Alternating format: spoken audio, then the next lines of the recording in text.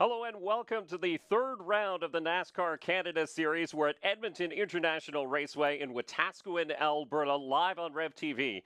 I'm Dave Bradley. Joined with me is Gary Clute, and Todd Lewis will be joining us momentarily from the track. But Gary, this is always an exciting time on the NASCAR Canada Series schedule. Teams pack up and head west. Yeah, it is the Western swing. You've got to execute. You've got to stay focused and collect those points. Yeah, points are important. You can see the cars lined up on the front straightaway. So as the drivers prepare for today's event, let's check in with Todd Lewis. Todd? Live television here tonight, so we work with the TV crews. We've got about 9 minutes before the command. Always a special time when the NASCAR Canada Series comes out to the west. First stop, of course, here at Edmonton International Raceway, and fans have been pouring in. This is a huge crowd for this autograph session. They've been enjoying a full day of activity. The Canadian Forces Skyhawks put on an incredible demonstration just a little while ago. The teams are excited to be back here. It's a road trip for everyone. They stay out to go to Saskatoon on Wednesday and feel the energy. It's a great opportunity as well to score some big points. Thanks very much, Todd. And Gary, both you touched on it, Todd touched on it. Points are up for grabs here today. The teams pack up. They're far away from home. It's an exciting time, but there's two races pretty close to each other. Yeah, I mean, statistically speaking, you've got to have a good Western swing if you want to have any option to win the championship. You've got to stay focused. And this place is a good place for things to go bad. It's a very tight quarter-mile oval. Yeah, it is a tough little track. You know, there's one lane, and that is the bottom. And the lower you can get and make speed, the better it is. You've really got to think about restarting on the inside. It'll be a rough and tumble race for this entire 300-lap distance. And when we return, we'll take a look at the drivers to watch live on Rev TV.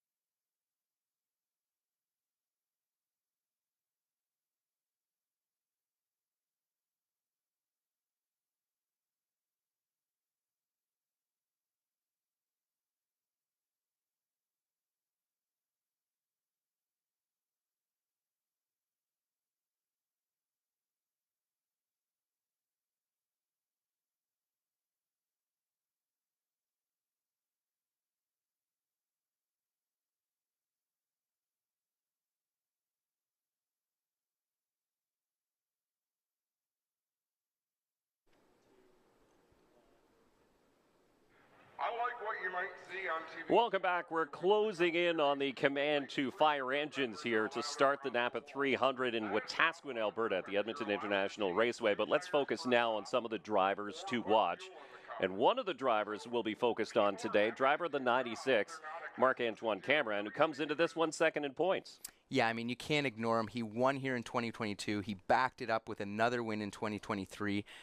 Not a great qualifying result, but he's going to be fast in the long run. And that's the thing. He's going to have a lot of work to do to come back through this field, and it's all about keeping your nose clean here. So he'll have a little bit of elbows up, but he's got to keep that in mind, that he has to keep those fenders on the car as well. Another driver that we're going to be taking a look at over the course of this 300-lap distance is so very, very good here, and that's the driver of the 74, Kevin Lacroix. Yeah, I mean, he dominated here last year. His oval program has been very good over the last couple of races. He's been crazy fast. you can't count him out. He's going to be a guy to watch. Yeah, he was so good. He battled with Andrew Ranger here a year ago. He's got Etienne Cliche top the box, calling the shots for that 74 team. So keep an eye on that car. He will be in the mix. But one driver who isn't necessarily somebody we've seen a lot of in the NASCAR Canada Series, but we've started to talk more and more about him, and that's because he stood on the podium in just his second start. That's Ryan Vargas. Yeah, super impressive out of Ryan. You know, he's got so much experience, different starts in different cars, NASCAR Euro Series, Truck Series, the ARCA Menard Series, and now he's really finding a home here. You know, he's got all that experience, and he's been able to put it to good use here in the NASCAR Canada Series. And he's from California, and admitted he wasn't all that comfortable with the Canadian Tire Motorsport Park in his first start, but Riverside, he really came around and showed what his true mettle is. Absolutely. Yeah, and he's got a good team behind him, too. And DJ Kennington Racing, the DJK prepared number 28. Keep an eye on that driver here today. But back-to-back polls for the driver that we're going to be focusing on over the course of the day, the driver, the 80, Donald Teege. Yeah, I mean, he's always lightning quick on that short run, you know, qualifying, practice, whatever it is. You know, he just hasn't been able to put it together all that often in the long run, so he's going to be a guy to watch, you know, lightning quick here. Yeah, for sure. And with more on your pole sitter, let's set it down trackside with Todd Lewis. Todd? Try to take the lead and keep it, you know, until the mid race, and try to do a good strategy for the end. How much does this track change with the temperature drop? Oh, you know, that's a tough track. You know, no outside groove, so you got to stay on the bottom. So probably we're going to see some bob and pass. But you know, if we cool down, you know, just be on the pavement, not on the pavement, on the same assignment, we can be fast up there. So that's what we test this morning. Good luck tonight. Thank you. Donald Teege will lead the field to green here for 300 laps of action. Thanks very much, Todd. And let's take a look at the starting lineup for today's NAPA 300 at Edmonton International Raceway. And Donald Teege set the pace. He was quick in practice, quick in qualifying as well. And the 80 will start on pole. Alongside him will be the 27 of Andrew Ranger. No surprise to see him there as well. No, I mean, he was super fast here last year. He almost stole the win away from Lacroix. You know, he's going to be a tough guy. If he gets a big lead out early, he's going to be a tough guy to catch. You look back to row number 2, though, his teammate, Matthew Kingsbury, he's never been here before, and he was quick in qualifying. Yeah, super impressive out of him. You know, we don't know what to expect from him. We're going to see. Yeah, for sure. And he'll start alongside Kevin Lacroix, again, one of the drivers who we're going to be focusing on. There's rookie Ryan Vargas in row number 3. He'll start alongside LP Dumoulin, who does have a win here in the 47, but has struggled as of late. Yeah, Dumoulin's been hot and cold here, hot and cold in the whole Western swing. You know, those years he's won the championship, he's done well here. A couple years, you know, he's struggled a little bit, so we don't really know what to expect from him. Your points leaders, DJ Kennington, starting to the inside of row number 4. He'll have fellow veteran Jason Hathaway beside him, so a veteran row there in row number 4. But keep an eye on DJ Kennington. He's crafty, and he'll work his way to the front. He always does. Yeah, both of these guys here do such a good job at working on their car in the middle of the race. They're going to communicate what they need. They know in their head what they need. They're going to take advantage of that mid-race break, and they're going to have fast cars at the end. Yeah, that's something we'll be talking about, too, is strategy doesn't really come into play as much because we will have a mid-race break, and they're second place in points. Marc-Antoine Cameron, and he'll start alongside the Saskatchewan native, Matthew Shirley, who's making his first start of the season in the 46. But it'll be fun to watch. Again, there's just about 0.2 of a second through this whole field. It's that tight. Absolutely. You know, the 96, Cameron, could have had a bobble in qualifying, and that's where he is. It's not reflective of his true potential speed over the course of this race. When we return, we will fire the engines for the start of the NAPA 300 live here on Rev TV.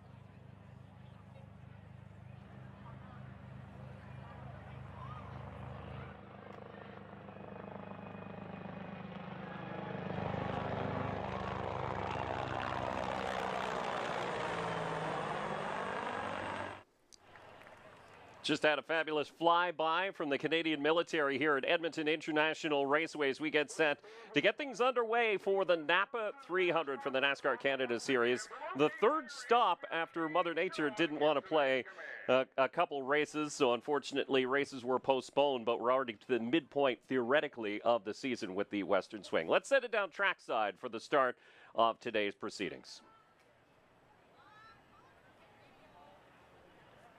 Racers, start your engines! The engines come to life here on the front straightaway. That is Cade Shaw from OK Tire, the command to fire engines, and you can see all the vehicles have come to life. And this is where the NASCAR officials walk up and down just to make sure there's no issues. Yeah, they want to make sure your belts are tight and your steering wheel is on and locked in there straight, and yeah, you're ready to roll. And the crews vacate back into the paddock area, getting set for that midway break. And that is so important here today because it's realistically your only opportunity to make any changes. Absolutely. It takes some of the strategy out of play for some of the guys, but you know, the strategy can sometimes be overwhelming, and it might simplify the race for a lot of these teams here, just really trying to focus on having overall raw speed. We touched a little bit on this facility itself. It is absolutely jammed with fans, by the way. They love their NASCAR racing. You can see it is a 100% packed house. And all of those fans are in for a great race because it is so challenging. Just a tight quarter-mile oval. Absolutely. You know, at some point during this race, they're going to see fireworks. There's one fast line around this track, and it is on the bottom. You get as low as possible, and guys aren't going to be afraid to use the bumper to get there. The bumper and even more of the track, because you'll see as the tires start to wear off, the drivers will be searching for grip, and sometimes that includes the apron of this track. Absolutely. I mean, super unique track if you're watching this on TV. The track is so flat, and there's such a wide back straight that you don't use the whole racetrack. Guys get away with really blocking and keeping the car down to the bottom of the track, so that's where you see the bumper sometimes come into play, but you know, a harrowing track to drive fast. Yeah, for sure. And we talk about the weather here, too. And it is always hot, and it's always sweaty, and it's always 300 laps, and it is once again today. It's going to be a difficult race for these drivers. Yeah, I mean, physically, mentally, you know, I've had tears streaming off the right side of my face before at this track here. If there's a long green flag run, you know, guys are going to struggle mentally and really trying to stay focused and keep those lap times. Yeah, and it has been, typically, we've seen long green flag runs here in the last several years. And then, of course, the fight to the finish, because the elbows tend to come up as you get down towards the final few laps before a finish here in the NASCAR Canada Series, and undoubtedly we'll see that again today. Remember, Donald Teach sat on pole at Riverside, and he didn't make it through the first set of corners. Something broke on that number 80. And he's hoping for better luck today, but he brings the same speed. Yeah, absolutely. This might be a little bit of an easier track to kind of get away clean from the field going into corner one. You know, he's got to have the opportunity to really launch on the start, and he has by far the preferred line compared to the outside going into corner one. So fingers crossed for him. He's going to have a clean start here, and he can show us what he's going to do. Remember, that's a brand new chassis that Donald Teach brought to Riverside, so it's only got a handful of laps on it. So you know it is going to be good once again today. The drivers are getting some heat into their brakes and into those general tires as they cycle behind the caution car, getting set again to do battle for 300 laps here at Riverside International Raceway. A different look to the 74 of Kevin Lacroix. We'll talk about that different livery as the field starts to line up 2 by 2, and we get set to bring you the green flag here in short order. Looks like the pace car is set to pull in as we get set to head to green, and we are underway here in the NAPA 300 at Edmonton International Raceway. Donald Teach with Andrew Ranger up alongside. Ranger will be looking to get low very, very shortly. As soon as he has that gap, he'll want to dive down. Yep, all the spotters on the guys for the outside telling them that you're not clear yet, keep digging, and that's what the 27's doing. Joe Chisholm Jr., the longtime spotter of Andrew Ranger, will be in his ear right now. He's just telling him to try and be competitive in that GM Paille number 27. Hanging on the outside, he's got his teammate Matthew Kingsbury down low, and his other teammate, the Innovative Auto Sport, the number 74. Yeah, there he Kevin goes. Lacroix. There's his chance. He's in now. We're going to see what kind of pace the 27 has here. DJ hanging it down low, looking to the inside of his teammate out of corner 2. We'll see. He's going to probably try that again coming out of corner 2 here. DJ Kennington had a great start, jumped up a couple of spots in the Castrol Dodge, the number 17. You can see the flash of green, the mid-pack there, hanging onto the back bumper of the rookie, Ryan Vargas. Yep, he's digging there, and that's the beautiful thing. You know, even if you qualify near the back, as long as you're on the inside, you're going to make hay on those restarts. So the field now settling in, and this is exactly what you need to do. When you've got a race the distance of 300 laps, now's the time. Your spotter's telling you, your crew chief is telling you, just breathe, just be calm, settle in, keep those fenders on you. No, absolutely, and you look at it like I was mentioning about restarting on the inside. DJ's sitting there in 6th, so he's going to really try and maybe use some of his goodwill with his teammate here to get up into the 5th spot if the yellow flag comes out. Tough to pick out the valve line number 74 of Kevin Lacroix. It's a little different look, as we mentioned, the red, blue, and white number 74 for Lacroix, but he is definitely starting to pressure second place Matthew Kingsbury in the King number 9. But all the while, the number 80 of Donald Teague is starting to open up a little gap. Now watch the 47, the WeatherTech Dodge of LP Dumoulin. He's towards the back battling with Matthew Shirley, but that car is a handful. Yeah, he's got a loose race car, and I'll tell you what, on this track here, 300 laps, that is no fun at all. There goes the 27, 74, both by the 9. We'll see what the 74 has here for the 80 on overall pace. Typical of what happens once you get shuffled up and out of the line. You tend to fall back not 1 but 2, maybe 3 spots if there's a train right behind you, and that's exactly what happened to Matthew Kingsbury. So he settles back into 4th, which is a good position for him. Again, he's never seen this place before. He's a veteran late model driver, but this is a different animal here at Edmonton International Raceway. No, for sure. It is a daunting task, these 300 laps. And as I say that, there's DJ Kennington has passed his teammate, and he's sitting where he's probably happy for now, at least, in 5th. And he's going to want to try and see if he can get maybe 2 more spots to avoid that ugly outside restart. We talked about Cameron and how much work he was going to have to do in the GM Paille number 96. You see him now working underneath the number 28 of Ryan Vargas. So Cameron will move up, and he's knocking on the door of the top 5, currently sitting in 6th spot. So that car does have speed. It does look like it might have just been a little bobble in qualifying, and again, that's all it took when the field was so tight. Absolutely. The name of the game here is just having your tires underneath you when the checkered flag flies. And, you know, looking at that shot there of the 47, he's going to have to make some major adjustments. That car is loose. Shirley in the Crush It number 46. Great looking ride for the driver out of Saskatchewan, and again, he'll be running at his home track the next event at Sutherland Automotive Speedway in Saskatoon. But happy to run both stops in the Western Tour in a car prepared out of the DJK shop. And look at DJ Kennington now, the owner of the DJK shop, as he takes a look underneath Matthew Kingsbury. So winner in race number 2, and now looking to move up the order just a little bit more is Kennington. Yep, there he goes. He's far enough now to the inside that pass is going to happen. Yeah, so Kennington will take over 4th spot. It's just a matter of time before it does, but look at that, 1 and 2 in points. And again, we didn't really focus in on the point standings coming into this race, but it is tight. There's just 1 point separating Kennington, who's in the lead, and Marc-Antoine Cameron, who's in 2nd. Yeah, you know, both these drivers know from years past that they have to execute at this race and at Saskatoon if they want to keep their championship hopes alive.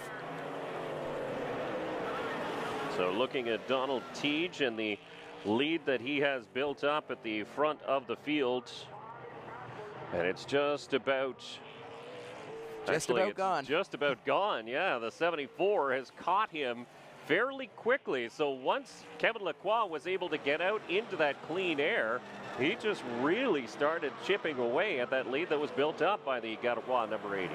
Yeah, I mean, as you'd expect, he was so good here last year. Nothing has really changed as far as rules go, as far as track surface or tires go. So his job was just to not screw up the car when he brought it back this year. Now you see some of those drivers are already starting to nibble a little bit at that flat surface on the apron, the concrete patch towards the inside of these turns. And watch Tej, he'll just barely nip at it, and there's Lacroix. He will go full 2 wheels, almost 4 wheels down on that as these General tires start to wear down. Yeah, you just got to find where your car is happiest, you know, and if your car is good, the lower you can get, the better you're going to be. A shorter amount of time going around this racetrack. So there's Cameron. He's looking to the inside of the 17. Yeah, not using the bumper just yet. It is very early to start getting the bumper out and making enemies because race car drivers, as you well know, have long memories, don't they? Absolutely, absolutely. And you can elicit, you know, a hot-headed retaliation by accident if you're not careful. So he's going to be careful here for at least a couple of laps. And there he goes. He's looking to the inside, and I think he's there. Very, very close. DJ Kennington, though, very strong up on the outside, and it was Cameron who struggled at Riverside in race number 2, and it was DJ Kennington with that brand new oval car for the Castrol team, the 17 car, and he really showed great speed all day long and then capped it off with a win. Of course, Kevin Lacroix was very quick there too. Unfortunately, he had trouble during his pit stops. Yeah, I mean, it takes full execution and a full team effort, and that's what happened out there with the 17 team. They did everything right. For LP Dumoulin and the WeatherTech Dodge, his crew and his spotter will be telling him, you've got to go. The leaders are nearly on the same straightaway as the number 47, 35 laps in. So that's how quickly a bad car will show itself. If it's not handling the way you need it to handle, things go south in a hurry. Yeah, and you know, Dumoulin's a previous winner here, so that's got to be extremely frustrating for him. You know, the way he runs these seasons is he's really looking, you know, to win the championship. He's trying to collect all the points he can get at every race, and this has got to be just killing him, being so far off the pace. Well, he's been such a consistent driver over the course of his career. He's not known for tearing up equipment.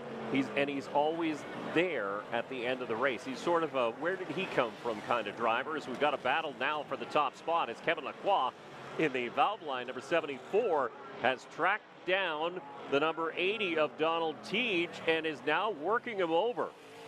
Yeah, he was knocking there a little bit. I don't know how much patience he's going to have. He's going to want to try and get out front and just like what he did last year, lap up to 5th or 6th place. There we go. Tej throwing the block there, driving down the bottom of the front straight. I don't know how long that'll last. Kevin Lacroix took a look up to the outside, and now he took a look right at the back bumper of the Garoua Chevrolet of Donald Tej, and Tej will be feeling it, but now he's got the lap car of LP Dumoulin just up ahead in the WeatherTech Dodge, so this is going to slow him up even more. And look at Andrew Ranger. It's like, hey guys, I'm here to join the party too. Oh, there goes the pick. Tej goes to the outside. Dumoulin stays to the bottom like you should as a lapped car.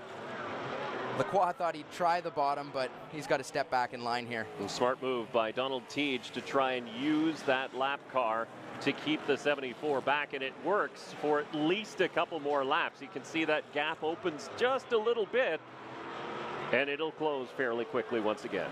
Yeah, but with that lap traffic now, the 27 of Ranger has caught the 74, and don't count him out. He was really good here last year, and he qualified really well for this race. One of our drivers to watch in the top 4 now, Marc-Antoine Cameron. Remember where he started?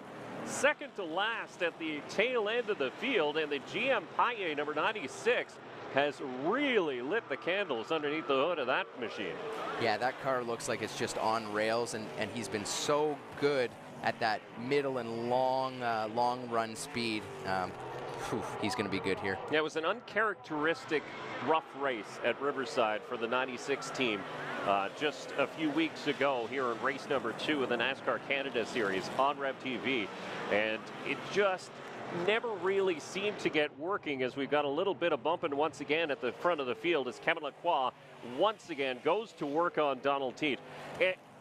And we talk about good cars and bad, but the 74 appears to be just a little bit better than the 80, because Teej opens up a bit of a gap and then it closes up fairly quickly. Yep, he's got his nose to the inside there, but yep, he's back to the inside again, and yeah, Teej is going to let him go here. Yeah, that's might be a smart move. And maybe not, but you know, I've never seen a guy hang on the outside and get his position back. Especially not with everybody on equal tires. It's different if you have new tires versus old, but Kevin Lacroix now moves to the lead in the NAPA valve line number 74. The 27 of Andrew Ranger saw that opening, and the other GM Paillet entry, the 96 of Marc-Antoine Cameron, is going to do the same. Caution's out. You can hear the tires squealing as the caution flies for the first time here in the NAPA 300. Oh, is the 47 here? I'd like to see a replay here. You know, if I was the 47 here, I'd try and get a caution too. He would be in the free pass position. 53 laps in the books of a scheduled 300 here in the NAPA 300. And the WeatherTech Dodge of LP Dumoulin catches up to the back of the field. Matthew Shirley just ahead of him. So we'll get that replay queued up. We'll take a look at what happened, and we will take a quick break here from Edmonton International Raceway. Your leader in the early going is the 74 of Kevin Lacroix. So Kevin Lacroix, the new race leader, Andrew Ranger, up leads in second, 27 to 96. Marc-Antoine Cameron underqualified. Here's the tail end of the field.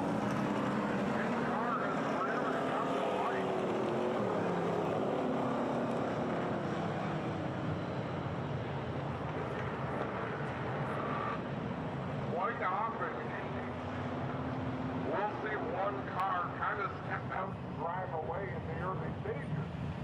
We saw Donald Teat try to drive away, but it looks to me like there's about 4 cars that are all very evenly matched in the front of this field. Yeah, and that's where pit stops come in handy. We'll see if anyone likes to take this pit stop. And it doesn't look like he got any takers except for that. He's going to put probably more wedge. I imagine that's exactly what we're going to do. No, there's Benoit. And the rest of that WeatherTech crew comes over the wall with the wedge line. And it could be wedge, it could be. Welcome back to Edmonton International Raceway. 47 making a pit stop because, as Gary Kalute called it, very loose handling. Adjustment on the right front as well. Hopefully that helps LP Dumoulin.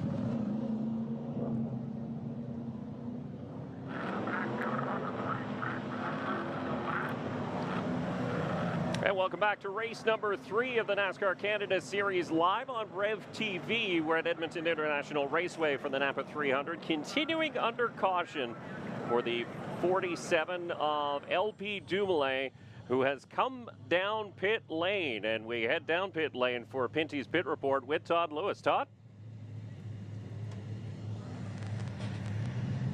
This is actually the second stop that LP Dumoulin has made on this pit stop. They made an adjustment in handling to the left rear, a tire pressure adjustment now on both right side tires. They certainly hope that he improves, and now he's racing the pace car to stay back on the lead lap. Well, you can see the field doubling up. Thanks very much, Todd, as we get set to go back to green. And yeah, the pace car picking up pace, so the 47 will have to get on his horse to catch the tail of the field. It is Kevin Lacroix and it is Andrew Ranger will lead them back to green in the Pinty's restart zone.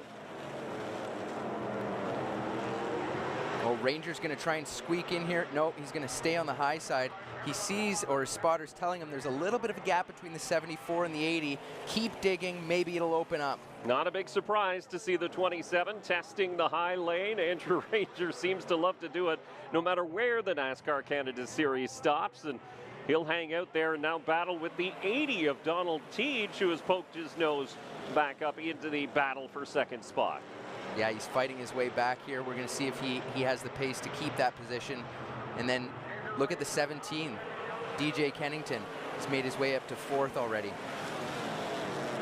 Kennington from St. Thomas, Ontario, in the Castrol Dodge. Oh, he got chopped. The 27 found a hole in front of him, but there wasn't much of a hole there. But he managed to get it down and avoid contact, and I think by the grace of DJ Kennington backing out. Absolutely. Ranger and Kennington, they've been teammates for years and years in the past, and they've got a good working relationship, I'll say, where there's give and take, and they both know there's no malintent there. That said, that grace will not be shown if this was 4 to go. Oh, absolutely not. We're racing here, and as I say that, DJ's got his nose resting against the rear end of the 27 there, so he got to the inside. We'll see if he's going to take that third spot away. DJ Kennington, a working man's NASCAR driver, and he's rolling up his sleeves here in the NAPA 300. And yeah, he's just leaning on that left rear quarter panel of the GM Pinty number 27 of Andrew Ranger, just enough to loosen him up. But how about the Choco number 3 of Jason Hathaway, who's showing great speed as well? Absolutely, but it looks like he's falling into the clutches of the 96 here. The 96 is right on his bumper, giving him a shot every corner here. He's going to look to the inside here shortly. Hathaway and Kennington actually started 7th and 8th on the field, so they've done well to move up to where they are, 4th and 5th on the track right now. There is your top 2, though. The 74 of Kevin Lacroix, that new look for that race team for this Western swing, and the Garois number 80 of Donald Teach, who debuted that new look at Riverside Speedway just last race. And so far, this outing for that 80 team has gone much better than the first time out. Yep, he's thinking about it. He's keeping his nose a little bit low there, seeing if he can get some traction down the inside. We just saw a beautiful shot there of all the cars coming down the front straight, and unfortunately for the 47, we see him still lagging behind and off the pace. Kennington does manage to complete that pass into the top 3 now as he gets around Andrew Ranger. And again, Ranger's so quick to try and get down in front of Hathaway, and he manages to do so. We talk about lap times. Kevin Lacroix about a 10th quicker, or 10th slower than Donald Teach. So Teach has really picked up the pace. The cooling off of those General tires seems to help that 80 car. Absolutely. We're going to see how long this run lasts for him. And you know, looking back at this overhead view here, you got DJ Kennington in 3rd. He's probably going to be in no hurry to chase these guys down. He's going to use up a lot of tire there. He knows there's going to be a caution in the middle of the race, so he's just going to cruise. He's got a 2-car length gap on Ranger. Now he's in cruise control mode. Really doesn't take long to click off laps here. You're looking at under 14 seconds. It was under 13 seconds for a qualifying lap. So that's how quickly things move along here. And you can see we've already completed lap 75 as Donald Teach puts the nose on the back bumper of the 74. And Teach, the driver out of Bois-Catel, Quebec, is looking to stick it on the inside of the driver out of Saint Eustache, Quebec. Yep, he's still there. He's still there working on him. And he's well to the inside now. That pass is as good as done. If you're Kevin Lacroix and you're hanging on the outside there, do you think maybe I should just back up and follow him, or do you continue to push your General tires and see if there's going to be anything out there for later in the race? Yeah, I mean, it does no harm, you know. If you find yourself on the outside on a restart, which you will during the course of these 300 laps, you've got to be able to make it work to some degree. So he's going to keep digging. No harm, no foul here. He's got a big gap behind him, and now he's going to tuck in behind. Yeah, but a pretty good showing. He hung out there for about 3 or 4 laps in the 74. So yeah, put that in the mental bank and use that for later, and he might be able to make a pass if he needs to. And Kevin Lacroix will. But right now it is all Donald Teach as he's taken back over top spot. He started on pole. He led in the early going before Kevin Lacroix managed to get around. And then now he has retaken the lead. And what's interesting here about this tight facility, and passing is generally a premium. I mean, it's a bump and run kind of place. It's a tight quarter-mile oval. You know it's going to be sort of that elbows-out fight. But qualifying is so important. As a matter of fact, only 2 drivers, Marc-Antoine Cameron and Andrew Ranger, have won starting from 5th. For the most part, you either start first or second and you go to victory lane. Absolutely. I mean, you've got to have that premium restart zone. And again, yeah, these long green flag runs, these short little laps allow guys to build up a big gap, and it's hard to claw your way back. You can't just go and drive the car harder. It's not going to give it to you.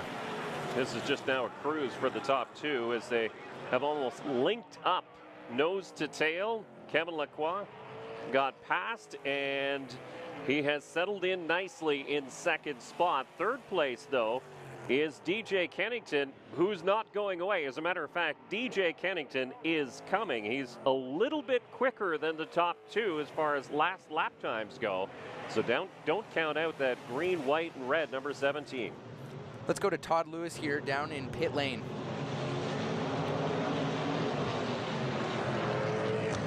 A little bit more on the 74 car of Kevin Lacroix. He did allow Donald Teach to retake the lead without too much of a fight. Just checked in with the teams that he's a little bit loose, and as Gary mentioned, you mentioned earlier that there's going to be a break in the middle of the race. They will make some adjustments at the time, so he's staying in close contact and keeping an eye on that 17, as Dave mentioned, is coming pretty quickly, but in a pretty comfortable position right now to ride around and assess the performance of his car. Thanks very much, Todd, with the Pinty's pit reports. And yeah, you see Kennington right there, but also you see the leaders bearing down on the 47. Whoa, 74, way loose. He's trying hard there. He lost the front end going into corner 3. Now he's to the outside. He's looking to go for the lead here. So what we thought was going to be a cruise for Kevin Lacroix has now turned into a street fight as he starts to pick up the intensity on the 80 of Donald Teach into the inside, down onto the flat for Kevin Lacroix, and maybe some contact into Donald Teach as well. Kevin Lacroix wants the lead back bad. Yeah, they're trying to decide who's going to lead as they approach the 47 of LP Dumoulin here. Neither of them want to be side by side. We're going to see. We talked about using the apron, and at that time, the 74 used 4 wheels on the apron and managed to make it work. Who's most impressive right now, I'd say, is the 17. He's just slowly ticking off laps. He's now all but caught the 2 leaders there. Man, oh man, he's got a good long run car. And, you know, he was good last showing out. So he's going to be good again here on the long run. Matthew Kingsbury, who started in 3rd spot, has drifted back just a little bit, currently sitting in 8th position. So he's going to be a driver who will be looking forward to that halfway break in the Dura King number 9 as well to make some changes. You see him just ahead of that blue and yellow number 46 of Matthew Shirley. But there you have the field and how closely bunched they are. The top 3 all on the same straightaway. DJ Kennington has managed to track down the 2 leaders, and he's now just about 1.4 seconds the last time by off the leader. Looking at that overhead shot, I mean, even from way up in the air, you can see how loose the 47 is. He is struggling here, you know, and then by the same token there, look at how good a job the 46 of Shirley's doing. He's just ticking off laps. He's right there. Battle for 4th spot between the 2 GM Paillet cars. You see it's Cameron on the inside, and he makes contact with Ranger as they try to get around the 47 of LP Dumoulin. Now we're going to go 3 wide as Vargas goes to the inside. The meat in that sandwich was the driver, the 27, Andrew Ranger. Boy, LP Dumoulin really had to back out of that one because he saw that whole situation going badly. Yeah, heads-up move by Dumoulin there to get out of the way. And, man, Ranger got the short end of the stick. It is so tough when you're battling for position and trying to get around lap traffic here when there's one lane that works. Cameron didn't want to wait. Caution's out. Caution's out. So for the 2nd time, yellow flag will slow the field here in the NAPA 300. With Kevin Lacroix, your current race leader, And Donald Teague currently running in second spot. DJ Kennington, Marc-Antoine Cameron, and Ryan Vargas round out the top 5 as that caution flies on the field. Doesn't look like anybody stopped on track right now. We're going to take a quick break while we have this moment. You're watching NASCAR Canada Series live on Rev TV.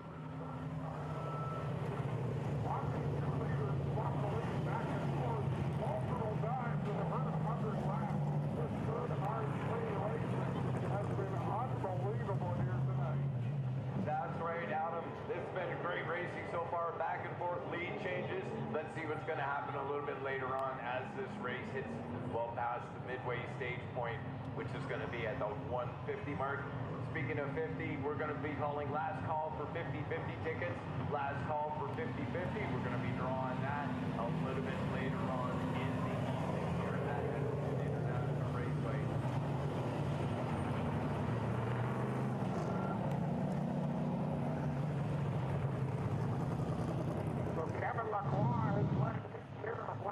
Tonight, Donald Teague, they have swapped the lead multiple times. If you look at those race cars, there is still barely a mark on either one of them. Great, hard, clean racing. It's been fantastic clean racing here at Edmonton International Race. LPD with the star starts here, brought out that second caution back into the pit, making it minor. Get that back on again.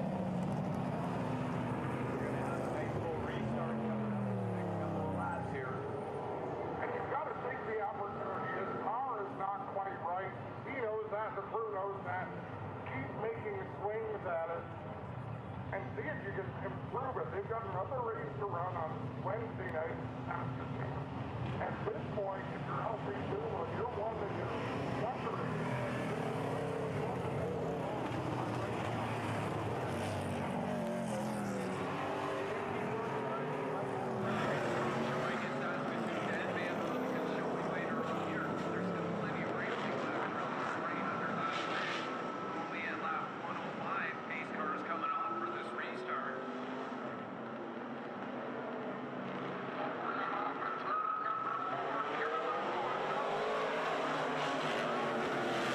Green flag back up in the air as you're watching the NASCAR Canada Series on Rev TV. The field passes through the Pinty's restart zone, and Kevin Lacroix will lead that first lap back under green, and now he has that Castrol Edge number 17 of DJ Kennington on his back bumper as Donald Teague in the Garoua number 80 slides back on the outside. Yeah, he's stuck on the outside, and there goes DJ looking to the lead. DJ Kennington, who was a little bit quicker than the leaders and started chipping away at that lead, is now on the back bumper and within striking distance of the Valvoline number 74 of Kevin Lacroix. Andrew Ranger in the GM Paille number 27 right there as well, as Ranger managed to get back around the 96 of Marc-Antoine Cameron, so that'll feel good after a little bit of contact between those two drivers. Yeah, just how important it is to restart on the bottom. Ranger had a good restart there, and he's sitting third, and there goes DJ. He's looking to the inside on the 74. A little bit of contact. It's not there yet. He's going to keep digging on the bottom. And again, we talk about DJ Kennington being a veteran of this series. He's using that flat part, and now he's got a fender underneath, and now he uses that fender on the 74 of Kevin Lacroix as Lacroix has to hang on to it. You saw the smoke from the General Tires as the car went very crossways. To the lead goes the driver, the Castrol Edge Dodge, DJ Kennington. Looks like the 74, oh, he's going to lose it to the 27. The 27's still there. Oh boy, he's going to be hot. Kevin Lacroix he will remember this, as a matter of fact, and he will use that later in the race. Right now, though, he's got to battle off a pair of GM Paille backed entries of the 27 of Andrew Ranger and the 96 of Marc-Antoine Cameron. And for Cameron, he comes into this one second in points, just one back of DJ Kennington. You see that 17 out in front, and now the urgency gets up in the cockpit of the 96 car. Yeah, the urgency is visible there. He was looking to almost make that 3 wide at one point. he's seeing that 17 go. He does not want him to set sail. Almost 3 wide again. Contact between the 80 of Donald Teach and the 3 of Jason Hathaway nearly sent the Leland number 3 of Jason Hathaway around as Donald Teach now goes to the... Actually, he got slid up the racetrack, and Ryan Vargas moves to the inside. So Vargas has been one of those drivers who has been sitting back in the critical path security number 28 and just waiting for the opportunities to present himself as we got a 3-way battle for second spot. Yeah, Cameron is looking out the front, and he's seeing the 17 drive away, and he's telling himself, it is time to go. I've got to catch this guy. And that's exactly what he's doing. He's making the move on the 27 right now. He'll be in P2 here when the next lap ticks off. Yeah, so you look at how far back the 74 did fall when he got stuck up on the outside after losing the lead to DJ Kennington with a pack of cars chasing. Kevin Lacroix dropped all the way back to 4th before he found a hole to get back to the inside, and now he goes back to work and moves to the inside of the 27, but Andrew Ranger is not going to go away. He's continuing to battle on the high side and seems pretty comfy out there. Oh, this is just such a good race. All these 4 cars are so good. 74 sideways there, digging on the bottom on the 27. You know, that's a tough guy to get around who's so comfortable on the outside. Donald Teach has managed to get around the 28 of Ryan Vargas into 5th spot. Now Kevin Lacroix alongside the GM Paille. Number 27 going to go around. A double spin, and Lacroix almost hits the end of the wall, at least the tires at the end of the wall. Both get righted. We are under caution here on lap 124 in the NAPA 300, but oh boys. This got exciting. We saw those two battling side by side, and Lacroix was very loose on the inside, and it looks like that's exactly what happened. Back end kicks out, he gets into the 27, and both of them go for a loop. Yeah, let's go to Todd Lewis. He's got a story down here in pit lane. Spring of Edmonton International Raceway tempers usually do flare out here during one of these events. But yeah, has himself a flat left front tire that he is limping around right now. Team scrambling to find their emergency tire for a change as Andrew gets down to pit lane, and you can see that left front is flat. So first thing is get the car lifted up. Pry bar goes underneath so they can get the jack underneath, but Andrew doesn't want to lose a lap, so he leaves while they're getting the car ready, but I expect he'll be back here momentarily. And that's something to talk about too. There's a brake race. If you do have a flat tire, you're allowed to change only that one tire, and it's a NASCAR approved emergency tire. You can't take one of the two that you're going to put on during the break. Here comes Ranger back down pit lane. Yeah, the team will be ready for him this time. They're going to have to lift that car up. It's tough to get the jack under when you've got a flat tire. They're ready to go. He's not going to lose a lap here, hopefully, if this pit stop goes well for him. Etienne Cliche calling the shots for the 27 team as you can see they go to work on the left front corner of the 27. So that's obviously where the contact was made with the 74 of Kevin Lacroix. And we should mention that Lacroix and Rangers cars are prepared out of the same shop. So it's not like there's any sort of, bad blood between those two drivers. No, that was just hard racing. Ranger was doing such a good job, hanging tough on the outside, and probably a little frustrating for the 74, and he kind of sailed it in there to corner 3 and collected them both.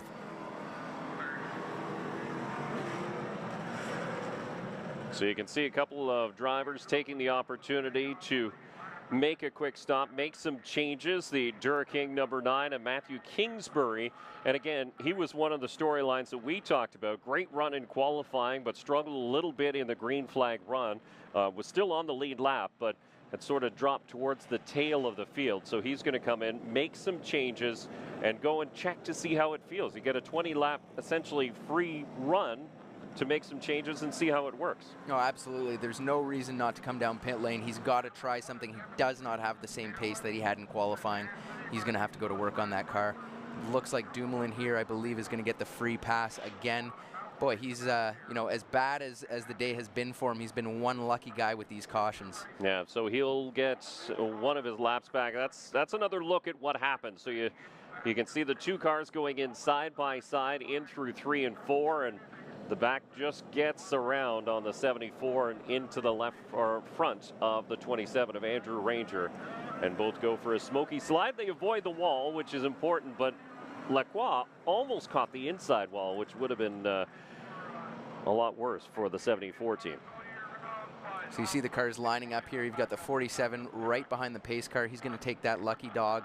He's going to get his lap back, and then the 17 is going to restart on the front. Packed house, as you can see, the crowd just filling the stadium stands here at Edmonton International Raceway. And hats off to Ron and Loretta Thiering, the operators of Edmonton International Raceway. They do a wonderful job putting on this event. It's not just a day of event. They have different days of NASCAR displays and actions that have been happening in and around Wetaskiwin and into Edmonton as well. So they've been drawing the fans to Edmonton International Raceway as we get into the Pinty's restart zone, and we're back underway here in the NAPA 300. Oh, aggressive restart by DJ. He got a little bit of contact there with the 96, and man, it paid off. He is clear sailing out front. Looked like a little bit of tire spin out of the Castrol Edge Dodge, but yeah, he opened up a big gap. Now Ranger will slot in front of the Getawa number 80 of Donald Teege. The Leland number 3 of Jason Hathaway, a big winner in that caution, as he's up inside the top 5, sitting in 4th as Vargas nearly catches the wall. Yep, Ranger and Lacroix wasting no time trying to get back through this field.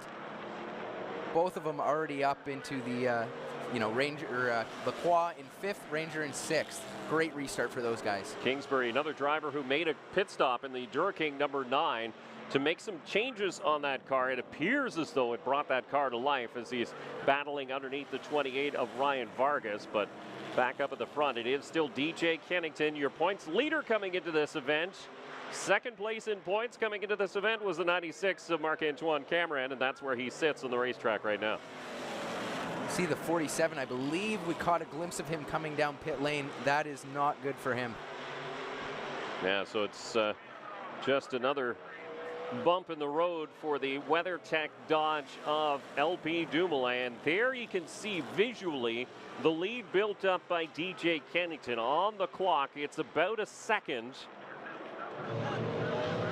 And the 47 WeatherTech team, they're trying to figure out, it might be a tire that's gone down or possibly some other breakage underneath, but we stay green, and what's hurting that team is that laps continue to tick down. So he's going more and more. He's now 5 laps down. Yeah, it's going to be a tough road back. There's going to have to be a number of cautions for him to get a couple laps back, and likely won't happen here. Looking at the 80, he's working over the 96 here. He still has that qualifying pace.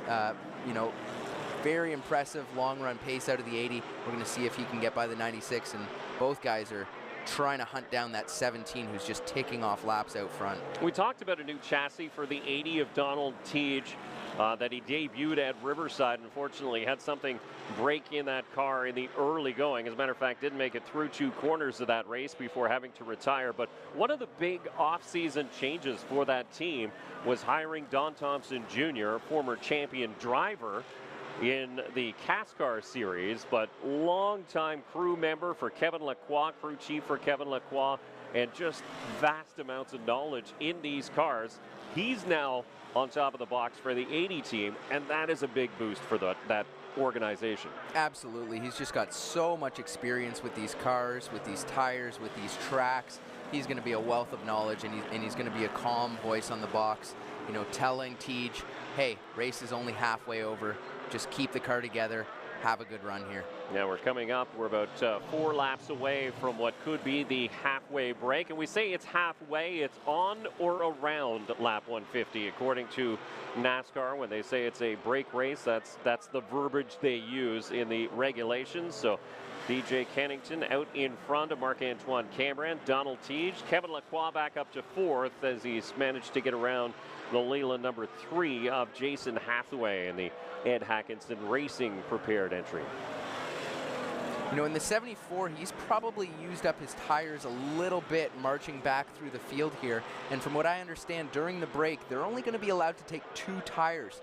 So a guy like DJ right now, he's just saving his stuff. He's trying to be as smooth as possible around this course so that he takes, you know, really good care of his tires and has good tires underneath him at the end.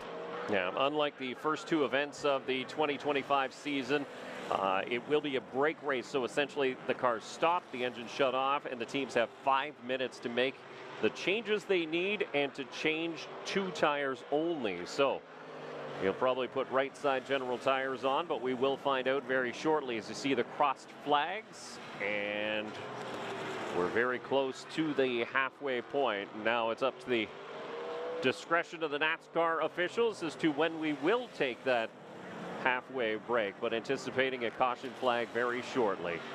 So DJ Kennington continues out in front of Andrew Ranger, or excuse me, Marc-Antoine Cameron. Andrew Ranger currently running in 6th spot, the 2 very similar painted cars. You can tell the difference because of the roofs. It's a little tip for anybody watching. You can see Marc-Antoine Cameron has a red roof, GM Paillet sponsor. Andrew Ranger has a black roof. You can see right here, look at the urgency of the 74. He's sitting in 4th. He knows the caution is coming any lap now. He doesn't want to restart 4th. He wants to restart in 3rd, and he's working over the back of the number 80. And that is something that the spotters will be telling these drivers. Right now, you're in a good restart position. Hold your spot, get to that break, and we're now 6 laps over the halfway mark, so it should be coming any minute, but NASCAR officials might be watching this battle and finding how it settles out before throwing that midway break. Yeah, that's the 3rd time the 74 has given the 80 the bumper. And a significant bumper. Yeah, he defends down the front straight again. Not going to be able to defend for long. Kennington has opened up about a 2nd lead, and he's sort of held that now for a series of laps over the 96 of Marc-Antoine Cameron.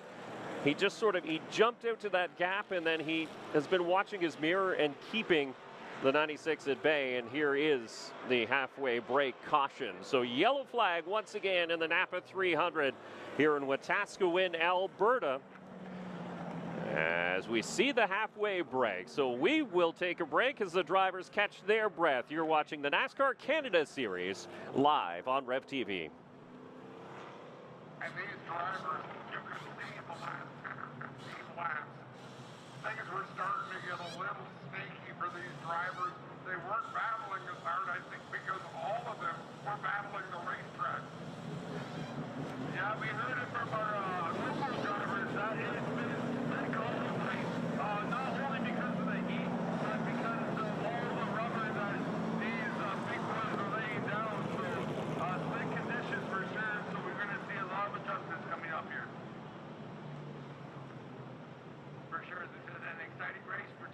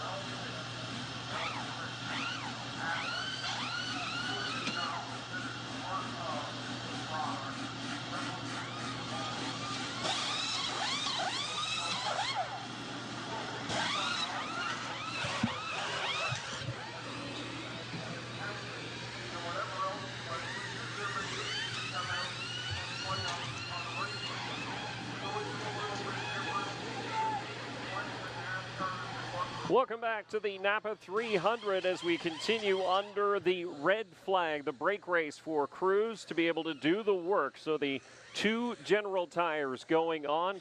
The Gulf race fuel has already gone into a lot of these cars. We're focused in on the GM Pioneer number 96 of Marc-Antoine Cameron. Let's go pit side. Todd Lewis is with the Pinty's Pit Report.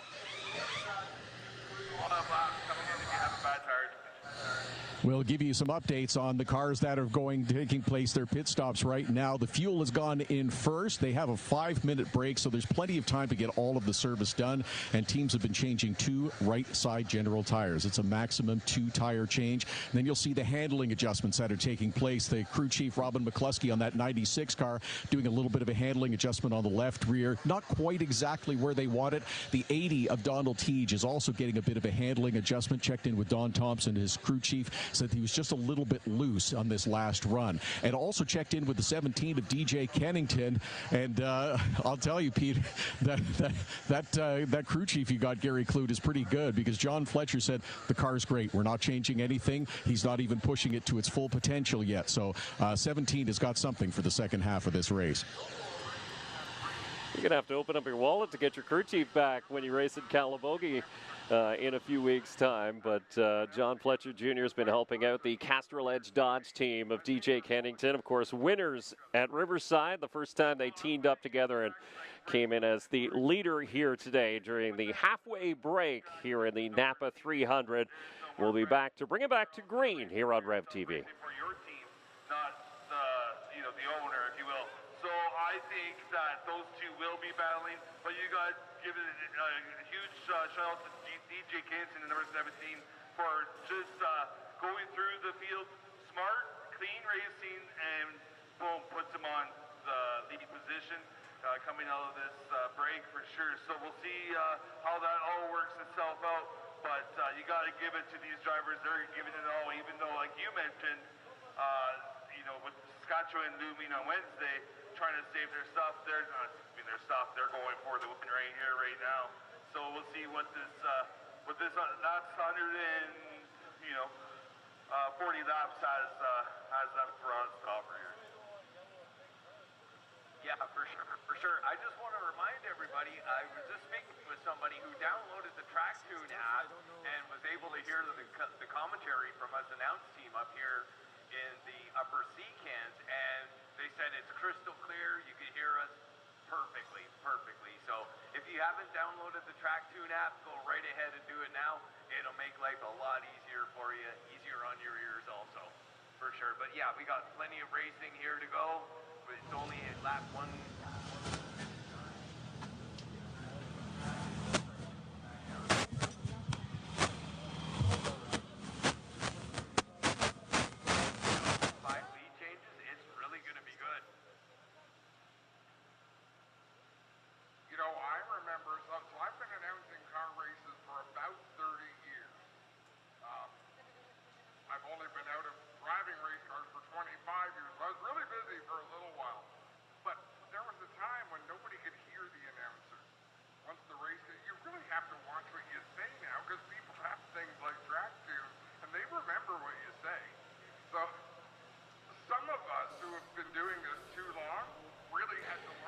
And welcome back to the 3rd race of the 2025 NASCAR Canada Series season on Rev TV. We're at the Edmonton International Raceway for the NAPA 300. And we're still towards the tail end of the 5-minute clock here as part of the halfway break. I'm Dave Bradley. Joined with me in the booth is Gary Clute, and Todd Lewis has been patrolling the pits for us here this afternoon. And you can see the crews just finishing up their work here as we take a look at the running order as it stands coming to this halfway break caution. DJ Kennington, who started, pretty deep in the field, has found his way to the front of the pack ahead of Marc-Antoine and Cameron and Donald Teege. Teege, of course, qualified on pole.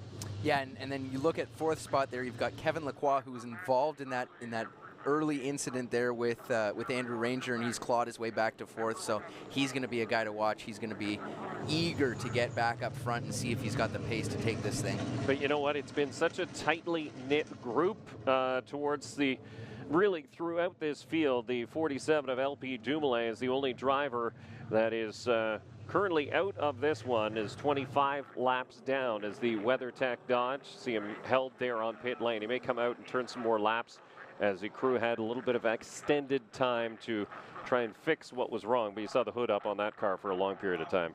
You know, even when you're, whatever it is, 25 laps down, you just can never give up. There could be a catastrophic crash. It could take a bunch of guys out who are going to end up, you know, in a close running. So you're going to have to try and work on that car, get back out there and scrape together all the points you can get. Jason Hathaway in the 3 car. He has made 5 starts here at Edmonton International Raceway. And his best career finish was a runner-up in 2019, so he's yet to taste victory lane. He's got a pretty racy hot rod in that Leyland number 3 here today, so we'll see what he can do here in the latter half as that crew has made some changes. But again, another driver started deep in the field, worked his way up through, and so you know he's got a little bit left in his back pocket. No, absolutely, and you know, my crew chief there on the box for the 17 said, our car is really good, we're not making changes, but everyone else, I imagine, at least made a small change, so we might see some cars really come to life in the second half of this race. Well, if you were watching how small some of those changes were, you saw crew chief Robin McCluskey go out to the 96, and it was about a quarter turn on the wrench in the back window of the GM Paille number 96 of Marc-Antoine Cameron. So that's how minute the change is. It's not the 2-3 rounds of wedge that we've seen go in some of these cars to really make a dramatic change to the handling.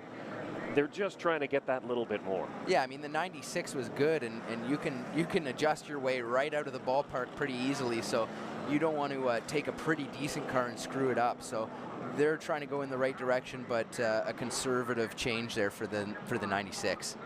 Donald Teage in the 80, the red car with the black roof, the Gatawa backed entry, brand new partner taking the rear quarter panel here in 2025 for that team. Quick in qualifying, sat on pole as we mentioned, and he'll restart in 3rd spot. And that was a position that Kevin Lacroix was trying really, really hard to get right before that halfway break, but had to settle for 4th. So Lacroix will start on the outside. The outside not necessarily a place you want to be. We'll see how this fleshes out as we're into the second half now of the NAPA 300 here on Rev TV as the field comes into the Pinty's restart zone. It is DJ Kennington and Marc-Antoine Cameron, and we're back to green.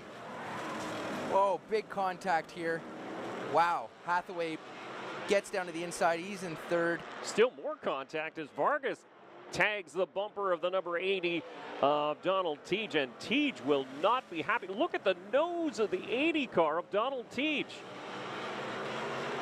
Yeah, I think that was the 96 being super aggressive. We just caught a glimpse of that. He was trying to cut back down, and he got back down into 2nd place from that outside restart position. Good job for him. And here goes the 3 down to the inside of the 96. Hathaway pokes his nose. A couple of veterans in DJ Kennington and Jason Hathaway have been playing this game for a long period of time, and now they're 1-2 on the racetrack as Hathaway in the Leyland number 3 goes to the runner-up position around the defending series champion, Marc-Antoine Cameron.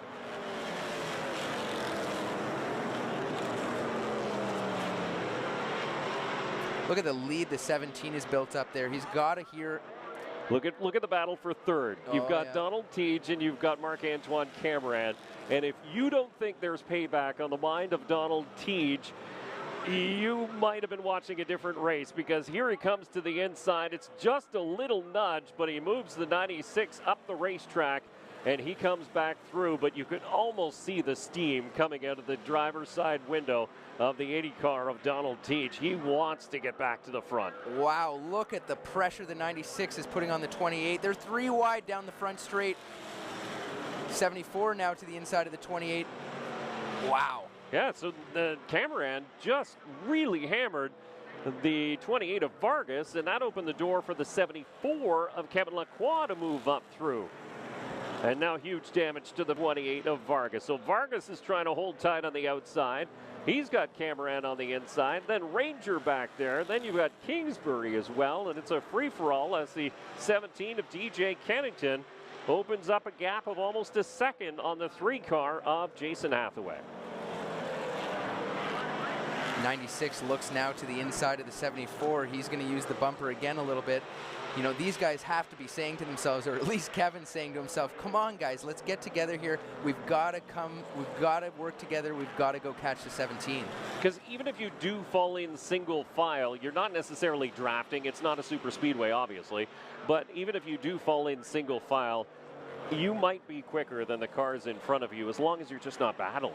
Oh, absolutely. Battling is just going to slow you down. And as I say that, no one's listening to me. There goes the 96 down to the inside. Oh boy, Donald Teach, he has the fire lit underneath him as the 80 car goes to work and try and catches the 3 of Jason Hathaway. That's a battle we're going to be keeping an eye on, but this one is definitely capturing all of our focus. 178 laps in the books of a scheduled 300, but this is playing out like there's 25 laps left, not 125. Look at the pace out of the 80 car there. He's hunted back down the number 3. He's trying to get a nose down to the inside on the 3 here. He doesn't want to see that 17 drive away. A little bump on the 3 of Hathaway as Donald Teach, and you know, you look at the damage on the right front corner. There you can see it as he goes by. There's a tire mark. You can see the full size of the general tire that pushed in that right front fender. It was so very, very close to that right front wheel. Just a little hit can knock the toe out of that car and really throw the handling for a loop.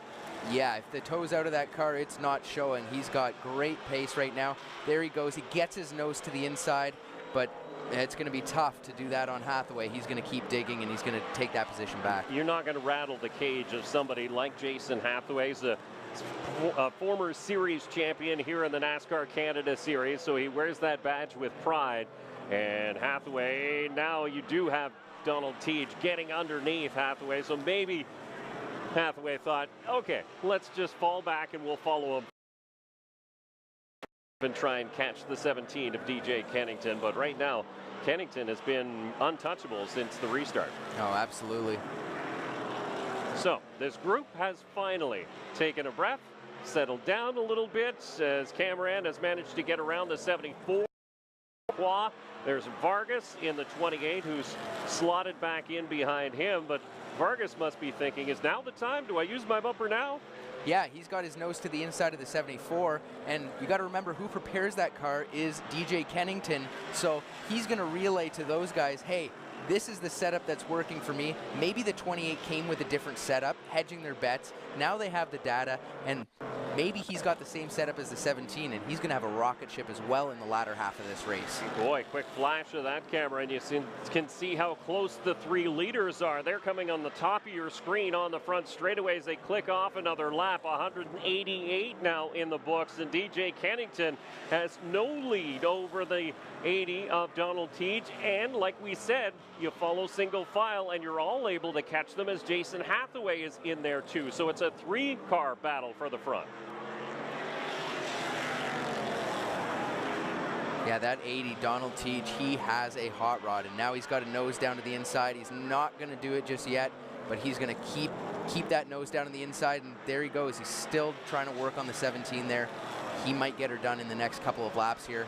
Looks like the 17 can't quite keep the car to the bottom of the track like the 80 can. Yeah, the 80 really manages to turn down and keep it down, but DJ Kennington might be saving those general tires for a little bit later on too. When you pinch it down hard like that, you tend to wear a lot of the rubber off, don't you? Yeah, there's no banking on this track. You could certainly use up a right front here, that's for sure. And Donald Teach once again has been showing some very, very fast laps, but he's slotted, as you can see, as the back bumper, the Brimstone Games Castrol Edge number 17. Now Teach to the inside, and Kennington will give him a little berth. Just a little one as they do rub. Yep, DJ's going to keep fighting it here on the outside. You know, he was running almost that line. Oh, little contact coming here. Careful, that little contact could turn into big contact with the outside wall if they're not too careful, but Teach will, no, he won't take that position, and now Hathaway is going to jump in and take advantage. Bigger contact there between the 3 and the 17. That allows the 80 to get away, take over sole spot. Contact again on the back straight there. Boy, Hathaway's car, when he catches that curbing and the flat part on the apron, it really pushes his car up the racetrack, and when he pushes up, the 17 is there, and they continue to make contact down the back straightaway. And we see straightaway here at Edmonton International Raceway, the back end is anything but a straightaway. You're just constantly turning. No, absolutely. It feels like a big circle, at least on the back straight there. 17 tucks in. Wise decision to let the 3 go. He still might have a better car than the 3, but he can't keep battling. He doesn't want, the 96, the 28, the 74, all to catch these guys, to catch him. He's going to just tick off some laps here. Still 100 laps to go. Yeah, when we take a look at the lap times, so the leader is running a 13.5 second lap, and Marc-Antoine Cameron is around there too. So yeah, as soon as you start battling side by side and mixing it up, you lose about 2 to 3 tenths of every lap, and that means any sort of lead that you have built up just evaporates so quickly because laps tick off so very, very fast here. We're under 100 to go now here in the NAPA 300 at Edmonton International Raceway. Jason Hathaway clearly made a great change during the break, and that is what he's known for, working on his car during the race, never getting flustered, just trying to keep his head down and make his car the best it can be by the end of the race. A little crooked there was the 3 car as he slid his way through turn number 2. He might have made it a little bit too loose, but loose is fast, right? As they say, the free race car tends to be a little bit quicker, but Hathaway is one of those drivers who's not way down onto the curbing as much in 1 and 2. He seems to let that car float up in 1 and 2, but it's really quite happy there as he's still turning some pretty quick and competitive lap times. No, absolutely. And if you look compared to the 80 of Teach there, his line isn't that much different. I think it's mostly DJ who's looking to the bottom, trying to fill that left side mirror of the 3, trying to rattle his cage and let him know that, hey, I'm still here, I'm coming back. Now, for your leader, we should mention that he's on the same straightaway as Matthew Shirley in the crush at number 46. So he will be coming into lap traffic fairly shortly. He's about a tenth and a half quicker than Matthew Shirley, so it won't be too long before he's looking at the back bumper of the number 46, and that will come into play because it all depends on how and where you catch that traffic and how you're able to navigate it. If you can navigate it cleanly, your lead is safe. If you get held up for just a hiccup, then your lead evaporates. DJ Kennington turning some quick laps here while staying on the bottom. Again, filling that left side mirror of the 3. It's only a matter of time before he gets the nose in there. And once the nose is in there, that pass is as good as done. Yeah, so there you can see the blue and yellow crushing at number 46 of Matthew Shirley. And then the red car, that is your race leader, Donald Teach. And so they're in the same set of corners now. But look a little bit further back. There you have Hathaway, there you have Kennington, and now you have Marc-Antoine Cameron in that mix. Yeah, that is the last thing that DJ wants to see in his mirror. The guy 1 point behind him in the championship standings clearly has a good car and is hunting those guys down.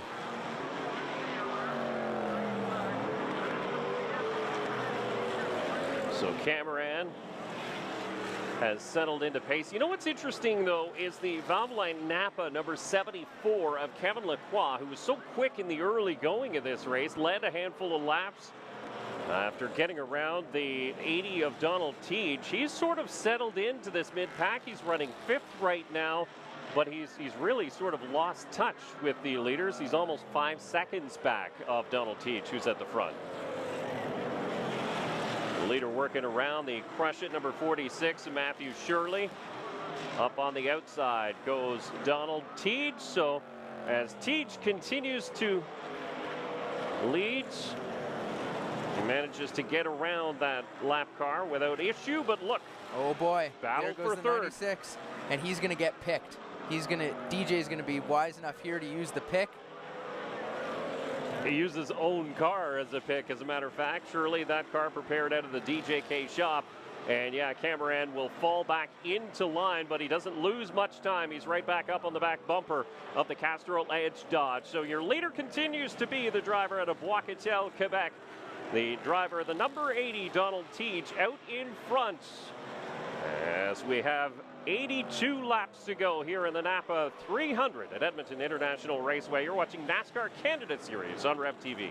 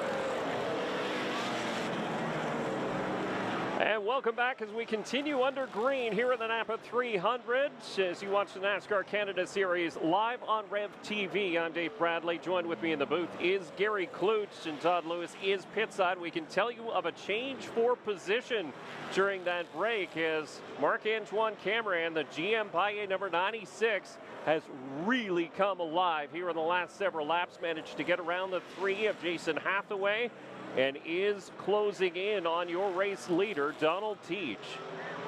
No, absolutely. That car is on rails. He just did away with DJ Kennington and Hathaway, and now he's got his eyes set on the 80. Donnie Thompson on the box at the 80 is telling him, hey, it's now or never. It's time to go. Is this all you've got?